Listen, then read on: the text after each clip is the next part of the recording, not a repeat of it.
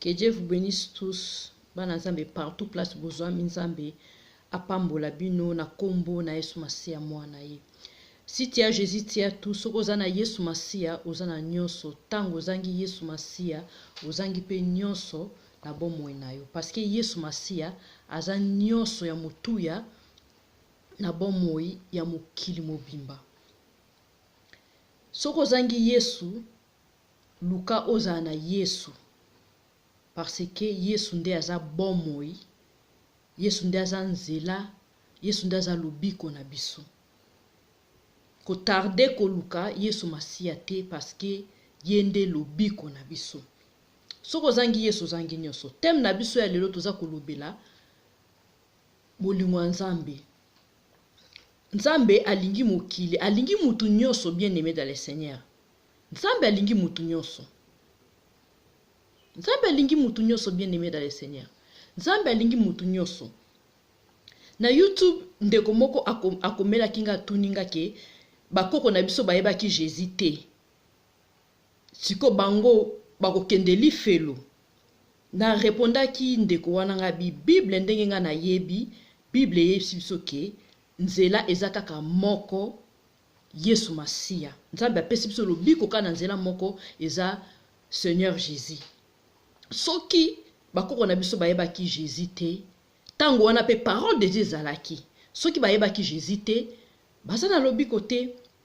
Ndeko wana tuninga lisusu ke ba chinois, ba asiatique, ba arabe, bango nyonso bayebi Jésus te, bakokendeli felo. Na yebisa ki ndeko wana vraiment na bi bien sûr bakokendeli felo. Parce que ba asiatique baza na ba oyo ba reconnaître Jésus qui est Christ et sauveur na bango baza sauvé na déjà na ba oyo pe ba boy na bango ko reconnaître Jésus comme Christ et sauveur baza na lobi côté kabi ndenge moko biso pe ba noir batu mingi ba boy ko reconnaître Jésus baza na lobi côté o nyonso ko reconnaître Jésus te qui aza Christ et sauveur bien-aimé dans le Seigneur aza na lobi côté parce que nzela ezaka ka moko tokotanga na Jean 3 tokoyeba eloko nini Bible yebisi biso ndeko mususu atuna kingai alobi ke batu mususu oyo baza batu oyo basala donc ba sala kaka mabeske ezaka ke Nzambe mutu alinga ke ezala bongo non Nzambe alingi mutu nyonso mokili mobimba na bolingo moko parce que Bible yebisi biso ke Nzambe atindaki Yesu Masia kukufa pona mokili eza biso nyonso o toza na planète Terre aponi mutu te alongoli mutu te biso moko batu na mokili nde bamilongoli na bolingo ya Nzambe alingi mutu nyonso yango atindaki Yesu Masia kukufa pona mutu nyonso tokotanga na Jean 3 na 16 na verset 16 tokosukisa na 18. Car Dieu a tant aimé le monde qu'il a donné son Fils unique, afin que quiconque croit en lui ne périsse point, mais qu'il ait la vie éternelle. Dans 17, si tu continues, Dieu en effet n'a pas envoyé son Fils dans le monde pour qu'il juge le monde, mais pour que le monde soit sauvé par lui. Yahweh atindaki Yesu Masia mwana ye na mokili. Po Yesu a jugé mokili te, mais po mokili ezala sauvé na ndia na Yesu Masia. Mais ba mingi ba boyi ko reconnaître bolingo oyo Nzambe alakisi biso. To continue na 18 tokoyoka nini parole de Dieu elobeli biso. Bible yebisi biso na Jean 3 18 elobi celui qui croit en lui n'est point jugé, mais c'est lui qui ne croit pas est déjà jugé parce qu'il n'a pas crié au nom du Fils unique de Dieu. Bible est claire et le Bible est clair. Mutu nyonso oyo aboyi kondima Yesu Masia lokola mokonzi pe mobikisi na ye aza jugé. Bien-aimé dans le Seigneur, sali eza ya ofele. Na misala te tozu lobiko. Tokokaki pe kobika na misala na biso te. Soki mutu malamu azalaka na mokili oyo nde Yesu Masia ayaki kokufa po na biso te. sali eza na misala te, lobiko eza na kombo na Yesu, eza na makila na Yesu Masia. Yango ndeko yo oyo za koyokanga, oyo nanu o confessa Jésus comme Christ et sauveur na bomoi na yo te. Confesser Yesu lokola mokonzi pe mobikisi na bomoi na yo, ozwa lobiko, olimbisama na mabe na yo nyonso. Nzambe ayebaki ke tokoki ko bika na misala na biso te, yango Yesu akufaki mpona biso. Kobanga ndenge oza te, kobanga oyo sala te. Soko reconnaître penza ke osala ki mabe, o décider na motema na yo kosenga Nzambe bolimbisi, Nzambe ayebi kosonde mitema, koyeba ke motema mutu oyo a regrette mabe na ye. Oye devant Nzambe, ofukami na ndako na yo, osengi Nzambe bolimbisi na kombo na Yesu, ozwi bolimbisi na masumu na yo. O confesser Jésus lokola mokonzi pe mobikisi na bomoi na yo. Verset ya kokoma mwana Nzambe na bomoi eza na Romains 10 na 9 tina 10. Romains 10 9 tina 10. Si tu confesses de ta bouche le Seigneur Jésus et si tu crois dans ton cœur que Dieu l'a ressuscité des morts, tu seras sauvé. Au confesser que Yesu aza Seigneur et Sauveur na yo, au croire na mutema na yo ke Yahweh Nzambe asukisa ki Yesu kat na bakufi, ke Yesu aza vivant.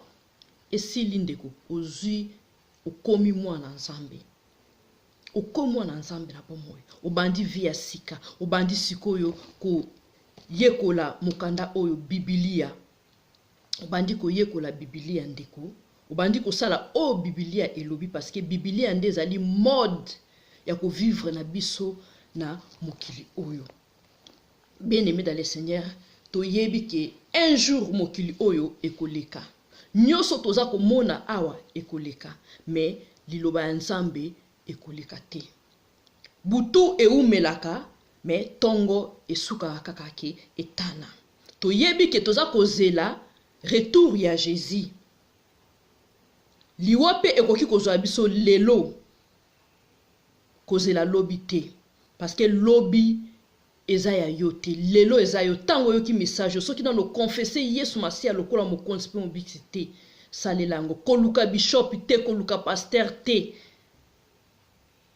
Banda nanu kofukama na chambre na yo, bondela Nzambe, confesser, fungwa na Romains 19 tina 10, confesser, répéter maloba o Bible lobi, ozi bolimbisi na masumu ko mwana Nzambe na bomo. O bondeli Nzambe a orienté yo na ba pasteur oya ye, parce que ba pasteur a Nzambe bazali, ba pasteur a Satan pe bazali. Toza ko mona ba faux pasteur, ba faux prophète o batondi, baza ba pasteur da ba prophète ya Satan. O baza ko conduire batu na liwa na ko bunga. O baza ko enseigner batu ba enseignement erroné. Fukama bondela Nzambe a orienté yo na église oyo Nzambe aza Nzambe na bango, parce que ba Nzambe baza bandenge belé ndeko. Bien-aimé dans le Seigneur, Nzambe apambola biso nyonso to comprendre bolingo ya Nzambe. To lexaka tango na biso te, ko senga kaka Nzambe apambola biso, apambola biso, apambola. Ko pambo ameza bien, mais to luka oyo ezali motuya na miso na Nzambe. Ko tambola na vie oyo Nzambe alingi. Biso moko to kokoka, ko tosa maloba Nzambe te. Bien-aimé dans le Seigneur, to fuka maka na ba chambre na biso. To senga Nzambe lisungi, ke Nzambe na lingi ko vivre lisusu pona nga moko te. Yahweh na lingi ko vivre pona yo, parce que yo olinga ngai tango nazalaki na mutu na masumu. Yahweh edenga na vivre ndenge yo olingi. Bien-aimé dans le Seigneur, okoki ko changer na makasi na yo moko te. Oko changer kaka ndenge ozwaki lobiko na ngolu, ndenge pe oko changer na ngolu. Senga lobiko et senga pardon ngolu et pas Nzambe ke a changer yo, a aider yo o changer. Oko changer ko banga te ke kuna eza pasi, Nzambe makambu eza pasi, miboko kotosa mbeko Nzambe pasi, eza pasi te ndeko. Na puissance ya Nzambe nde to changeaka. Nde to changeaka. Nzambe pe alingaka biso te ke to si to changer. Nzambe alobi boya nanga na Matthieu 11 28, Jésus a lobby, venez à moi, vous tous qui êtes fatigués et chargés, je vous donnerai du repos. Yahweh abengi biso ndenge tozali ye moko na bolingo ne akochange biso petit à petit tobanga s'approcher liboso ya Yawe Nzambe te. Nzambe alingi biso Yesu akufaki pona biso ndeko kolupe occasion oyo te mokile koleka mais liloba Nzambe koleka te. Yesu akoya toyebi te, Yesu ye moko ayebi mukolo te aza kozela. Que Dieu vous bénisse. En tout cas, Nzambe apambola biso nyonso to comprendre bolingo ne pe parole na ye. Nzambe apambola bino to komi na émission mususu to sala pona ko kolisa biso to yeba bolingo Nzambe to luka liboso royaume ya Yawe Nzambe nyonso ekopesa amela biso na sima. Que Dieu vous bénisse.